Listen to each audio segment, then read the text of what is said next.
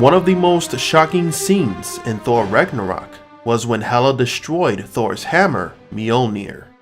Being that the weapon could not be stopped by anyone, we are left with the question of how is it that Hela could stop the hammer so easily. But what if I told you that Thor's hammer is not what you think it is? That everything was a trick by Odin to fool Thor as well as the viewers? Today, we're going to take a look at this great mystery of the MCU, the lie of Thor's hammer. To understand this theory, we must go to the very first film of Thor. Mjolnir was Thor's weapon, but after a confrontation with his father, Odin, he was banished from Asgard, and Odin enchanted the hammer. The enchantment that basically said that whosoever wishes to use the hammer and acquire the power of Thor must be worthy of it. Being worthy is defined as a quality that people have in order to take action in favor of humanity or the world, as in worthy of something. But there is a problem with this. Being worthy is something based on perception. You may think that you are doing something good for humanity while doing something cruel, or vice versa. Another person might think that you are doing something good or worthy by destroying something or causing chaos. When it comes to morality, this is completely subjective, based on the opinions of a person or people. So what if I told you that our understanding of the hammer was wrong all this time? That it does not decide who is or who is not worthy of using it? What if the one who decides this is actually the individual?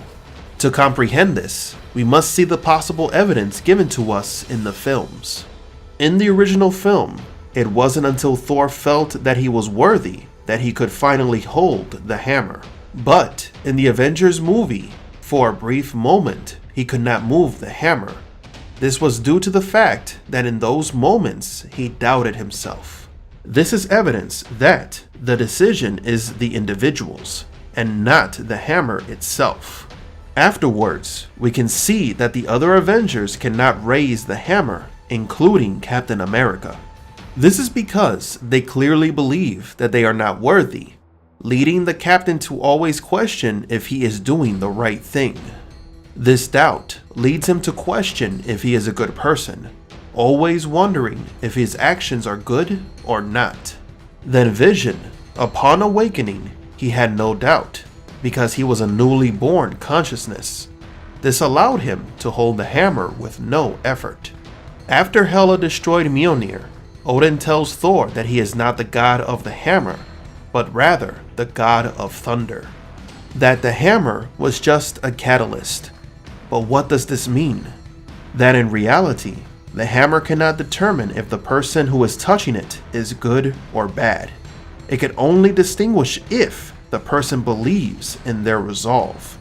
It is for this reason that Hela could hold the hammer, because she believed she was doing the right thing, that she is worthy.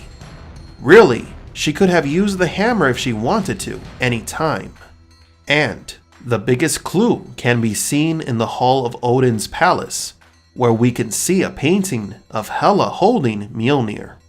This means that anyone could use the hammer, they just need to have no doubts. Other MCU villains would have been able to raise Thor's hammer. Characters such as Ultron or Zemo had no doubt about their goals and believed what they were doing was for the greater good. Without any doubts or reservations, they could have lifted the hammer. So maybe what we believed about the hammer was incorrect. That it really was not about proving to the hammer that the individual was worthy. It was about believing that he or she are worthy, regardless of their actions. This could be the explanation that gives meaning to everything that happened in Thor Ragnarok and the rest of the MCU. Tell me what you think about this explanation. Do you agree? Or do you still think that you really should be worthy to hold the hammer? Do you think the enchantment really was a lie? That's all for today. Thank you for watching and have a marvelous day.